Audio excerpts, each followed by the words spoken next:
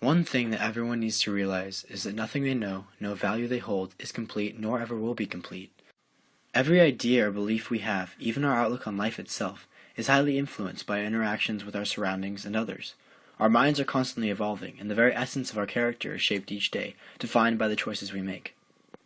In 3 of the key novels we read this year, The Kite Runner, A Lesson Before Dying, and Tuesdays with Morrie, each main character discovers this during their journey. In The Kite Runner, Amir suffers from a lack of a moral compass and grows up to be a guilt-ridden man who attempts to bury his past. Throughout the novel, he acknowledges his flaws, but does not believe that he is worth changing or that he is even able to change. It takes Rahim Khan to show Amir that the guilt he feels does not have to consume him for the rest of his life. He learns through saving Saurabh that no matter what you've done in the past, you can still be good in the future. Similarly, in A Lesson Before Dying, Grant is trapped in the mindset that his life, and everyone else's, will remain forever stagnant, that the oppressive racism ingrained into society will be ever present. However, as he spends time with Jefferson trying to teach him to overcome racism, to give him the chance to make a change, a dramatic transformation occurs, and not just in Jefferson.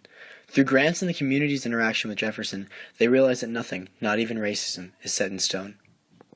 Much like Grant, in Tuesdays with Morrie, Mitch struggles with society's influence on him. When he enters college as a young man, Morrie shapes him and gives him a positive outlook on life. His aspirations all stem from what he wants to do and what makes him happy.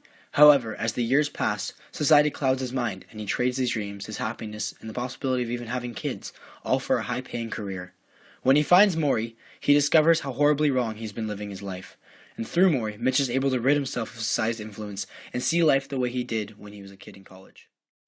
Consistent to that theme, my beliefs have changed drastically during my time at Doherty Valley, and I'm sure they will continue to evolve even more in college.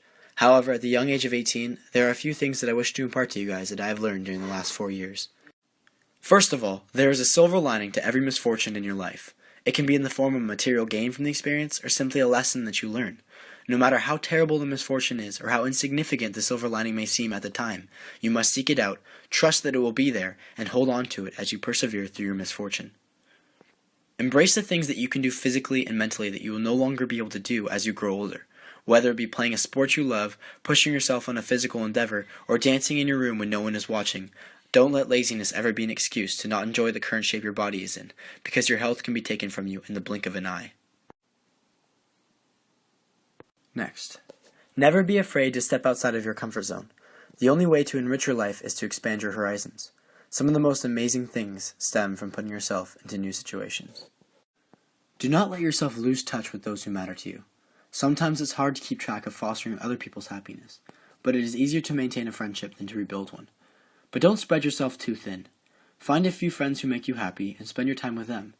Devoting yourself to a few good friends is healthier than being more popular and trying to maintain a large number of acquaintances. Having 4 quarters is better than having 100 pennies.